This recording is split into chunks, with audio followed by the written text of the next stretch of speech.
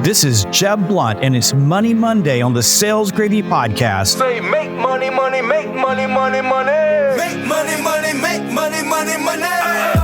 Money makes the world go round. I'm the talk around town. Remy gave me the sound. It's Money Monday, and here's the brutal truth. How you start your week determines how you end your week. And that's what Money Monday's all about. It's about helping you get energized, get focused, and start your sales week strong.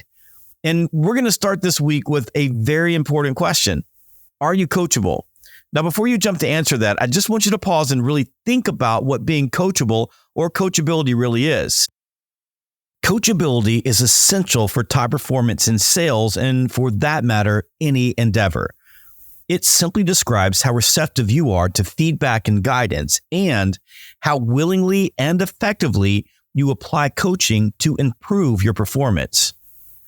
Coachability begins with an open mindset, being flexible, adaptable, and the willingness to learn and consider different perspectives while inviting criticism and critique without getting defensive.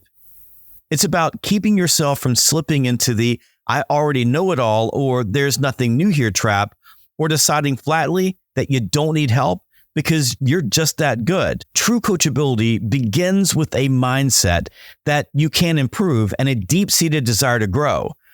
And it's this belief that opens the door to being more receptive to feedback and coaching. Being coachable also requires self-awareness.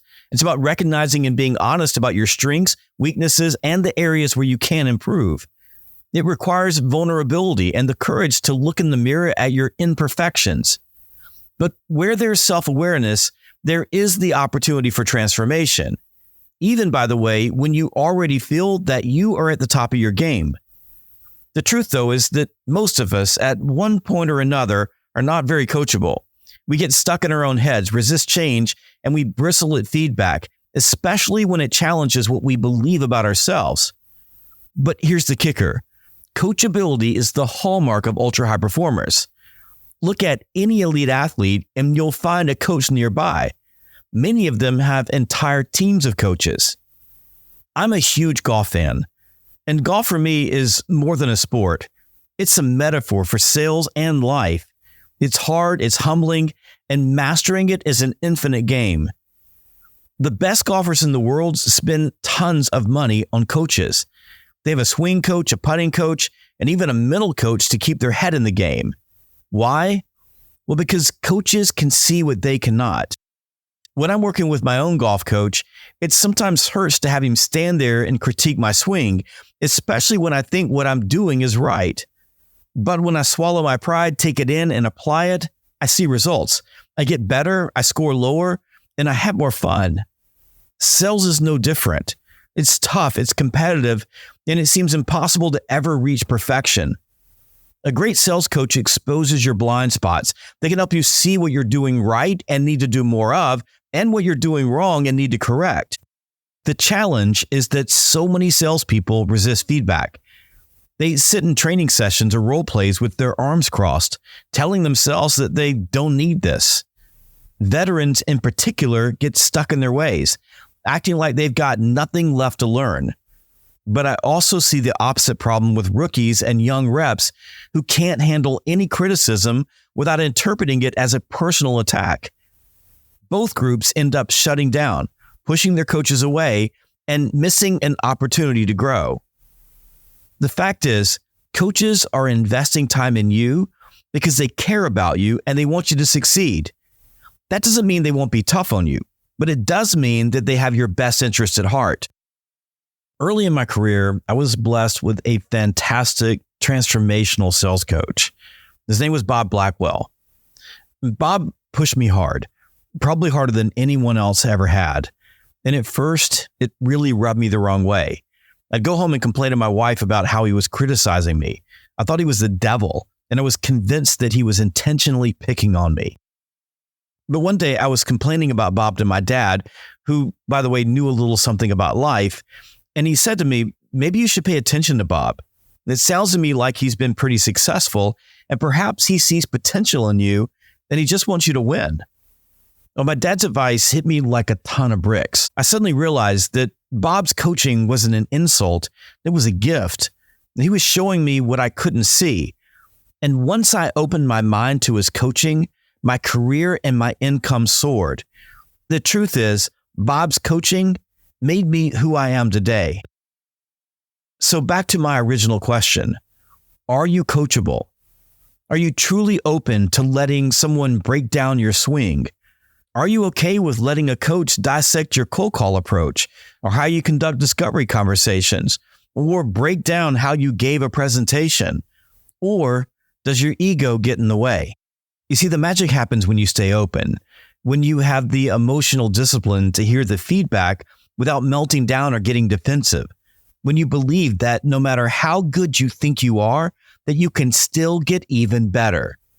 And the greatest part, when you're coachable, you attract coaches. You see, people love to coach someone who's receptive, engaged, and willing to apply what they're learning. Coaches love to see your progress. They want to see you lean in, make adjustments, and when you fail, try again.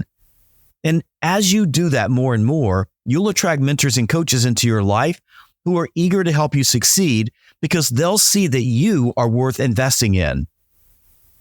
Now, coachability isn't something you either have or don't have. It's a skill that can be developed and improved over time. By consciously practicing the key components of coachability, like actively seeking feedback or being open to new ideas, you can and will become more coachable. And with coachability comes improved performance, increased win rates, and a higher income. You see, when you're coachable, you will sell more, and that's a guarantee.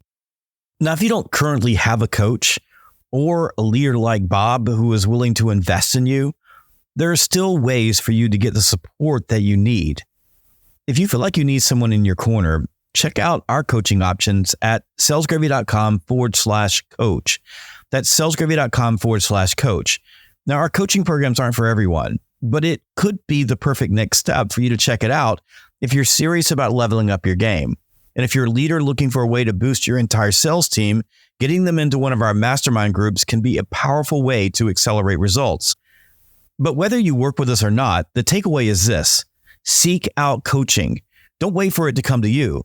Don't hide in the back row of the training room with your arms folded and your mind closed. Embrace it, especially if it feels uncomfortable. You see, that discomfort is a sign that you're being challenged and pushed to grow. Remember that a coach's job is to push you beyond your comfort zone, to point out what you can't see, to help you connect the dots between your potential and the reality of where you currently stand. And that's not always easy. You might feel exposed when someone points out your weaknesses, but that's the only way to transform those weaknesses into strengths. So no matter how many deals you've closed or how many years you've been in the game, there is always a next level if you're open to it. Before I wrap up, if you're getting value from this podcast, do me a solid. It literally takes 3 seconds to post a 5-star rating. And your rating, well, that's like word of mouth. It moves us up in the algorithm and it helps other people find us. This is Jeb Blunt. I'll catch you next time on the Sales Gravy Podcast. And remember, when it's the end of the day, when you're tired and you're ready to go home, always make one more call. Survival of the fittest, you can sink or swim. I've been broke, I ain't never going back again. I need some C notes, some cheddar, and a stack of ends. I need a bowl of dough, I don't need no Facebook friends. I need a pack of them snaps, a handful of Fetty Wops, and rubber band on my greenbacks. Look, dawg, don't be playing with my paper. I need every red cent, that's why I brought my little scraper.